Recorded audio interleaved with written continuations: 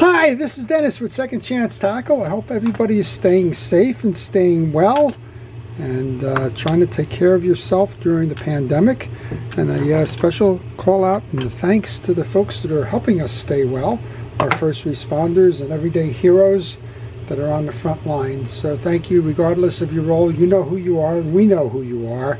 Thank you for all it is that you do. And for us, our job is to do our part to try and stay healthy and maintain our social distance, wear our masks, and do all the things that the authorities are asking us to do. So this is my my weekly preview. This is stuff that has recently come into my shop that I'm working on and that I will be posting videos on in the near term. And we're going to start by just this pack here. Usually I get the reels in. This guy just put them all together in a bundle, put an elastic band on it, and said, can you tune these up so I can put them into storage? And kind of an interesting lot. One doesn't even have a reel on it. It's an ugly stick. But I have a Zebco 202. I don't normally work on these just because the price to tune them up and repair them and send them back out to folks is more than the cost of the reel. But I will be tuning up a Zebco 202, which is, I think, everybody's reel. Next up then I have a Daiwa Crossfire. I think it's a Crossfire. Yep, it's Crossfire. And I don't think I've done a Daiwa Crossfire, so we're certainly going to do that one. These are still all strung with the hooks even. This one brings back memories. This is a Cardinal 754, and I'm going to put that right at 1975. Now, why would I put that at 1975? Well, that's a memory. My father-in-law had one of these, and it was probably one of the first reels that I worked on. The tracking mechanism that drives the spool up and down came out of its track, and he was ready to toss it. And I said, well, before you toss it, give me a shot at it. And it just happened to be that the pin that connected the crosswind gear just came loose somehow. I don't know if he was trying to oil it up and it came out or what, but at any rate, we got it back together and working. And I'm going to do this one, if nothing else, just for a trip down memory lane, and more importantly, to show you how to do that if you have that reel. Now, this is probably not the way to present reels to be repaired, but you know what? I don't mind, and my customers are good guys. However, I just want to let you know I did hook myself with the darn hook. They even left them stringed with the corks and everything, and one of the hooks on there got me. So, word to the wise. If you're getting involved in something like that, then by all means, please take the hooks off. This one came in by Claire, and you're going to look at it and say nothing's wrong with it. Well, nothing's wrong with it right now. It's a beautiful functioning Penn 209 pier, and it wasn't when I got it, so you'll pay attention to that and see how we put it back together as a reel in a bag project. And that one will be posted in the near term. But this is a beautiful reel with a whole lot of things that were going on there. And I'll show you how to go reinstall, service, and get this thing reassembled so that Claire can go to use that one again. Next one up then, this one came in from Ronald. He's got several of these. He sent me one so I could show him how to do the others. This is an Okuma. It's a, it's here somewhere.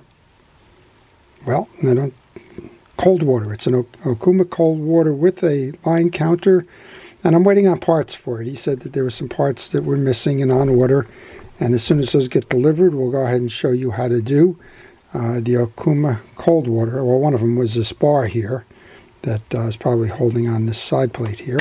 Yep, that's holding on the side plate. So we can't pretty much do fishing with that without that bar. Okay, next up then we have kind of a sorry, sad tale here. But this one belongs to Nick. You've seen this reel before. It's a beautiful reel. Unfortunately, he lent it out, and it got dropped. And when it got dropped, the whole frame twisted. And that's probably one of the nastiest things that can happen to a Penn reel. And it's a weak point. Penn reel has these cross posts, and if it takes a shot on an angular position like this, it bends the reel seat and it bends the cross posts. And so you get a reel that is very difficult to turn and may even lock up. So Nick just said go ahead and get the replacement reel seat and bars, and we're going to go ahead and put that back together for him. Probably won't show this one. I've done a couple of 65s, and I actually did this one showing you how to make it presentable, in this case pretty, near pristine.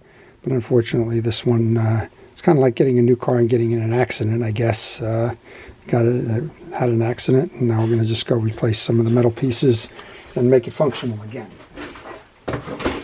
Okay, next up comes from John. John has sent me reels in the past, and a lot of reels. I think we've got a whole pile of Penn reels here, if I remember my conversation with John. And some of these I don't know if I've done, so if you see any in here that you would like to see again,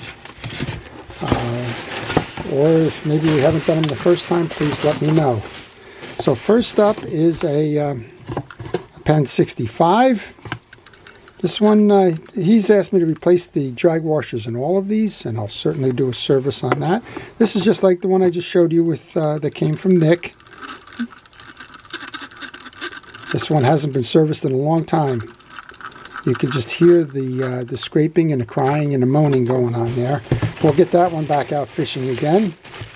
Here's its brother, the 60. It's identical from a structure in terms of mechanically. The only difference is that the frame is narrow, but other than that, the Penn Long Beach 60 is identical to the 65 mechanically. We got this big dog. This is a nice conditioned one. This is a Penn 149 Mariner. It's the lowest end of the Mariner series. You have the 49 and you have the 349 Super. Those come with a anti-reverse override, a double clutch. This one is a single clutch. The others come with chrome rings on the outside as well. This does not have the chrome ring on that 49. But I'll do that one, I think, as a video. It's been quite some time since I've done them. I hope to think that I'm getting a little bit better with those. And if I am, then maybe I can improve on the last one I did. This is a nice one. This is the Penn 109. And this one's kind of fun. This one came out as a transition reel from the older style baitcaster reels, if you can believe it. It's a direct descendant of this kind of a reel. And in this case, this is Penn's first one that they actually did in the smaller format. They never made a reel like the one I just showed you. And this one's got a knuckle buster feature on it. When you go to free spool, the handle turns. And I've gotten more questions on that lately, saying, is that normal? Well, yes, it was normal. Just like our good friend the knuckle buster here. When you go into free spool, it will turn the handle. The Penn 9 came out after this, and when you tripped the free spool, it used a yoke assembly, and that yoke assembly disengaged the handle from turning. But this one does not.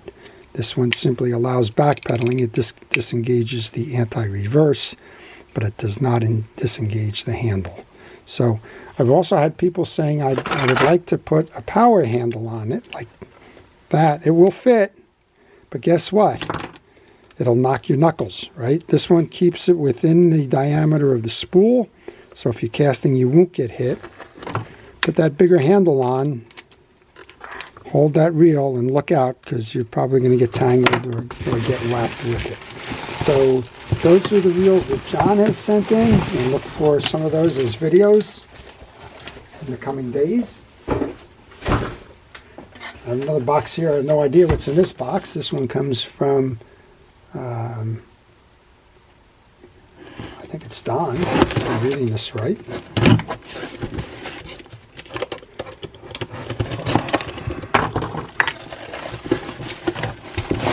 And let's see what we got. We have a beautiful Garcia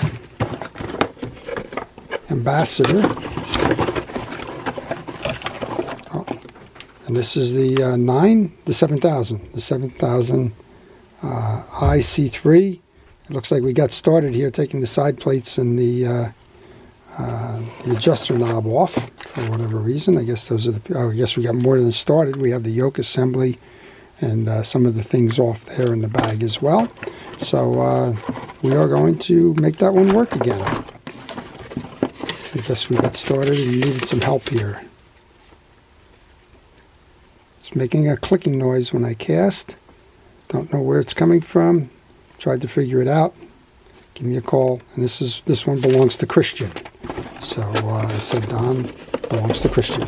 Okay, so we're going to get on that one. I think we'll do that one. I can't remember the last time I did a 7000. If I've done the 7000 as a video. And then the last one in, I previewed one of these as a parts reel. I haven't had a chance to get to it. But it's the Torium. This is the Torium 14. And this one, the drags are shot. So the fellow who feels like it's more than just the drags are shot. I think what's happening with this reel is it hasn't been serviced in quite some time. They say the drags aren't holding. Well, we can see that. And actually the drags are tightened down. And you can just hear this is very noisy. So we're going to do that one. I think I'll do a video on it, even though I've done a video on the Torium in the past. We'll see if we can't get that one fishing in terms of time for the fall striped bass run here up in the Northeast. So that's what we're going to be working on. If you want to see these, the best way to see these is to subscribe and to hit the notification button. That way you will get a notification every time I post, and I'm trying to post daily during the pandemic just to kind of keep us all sane. And if you have any questions, please leave them in the comments. And finally, if you have a reel that needs to be repaired, well, what I previewed here for the most part, other than that pile of rods that came in, the previews are about reels that I'm going to do, and they've come in by the mail. So please stay tuned, stay safe, stay healthy. Thank a first responder and frontline hero if you know them, and do our part to help this alleviate the second wave of this pandemic. So this is Dennis with Second Chance Tackle. Thank you for watching.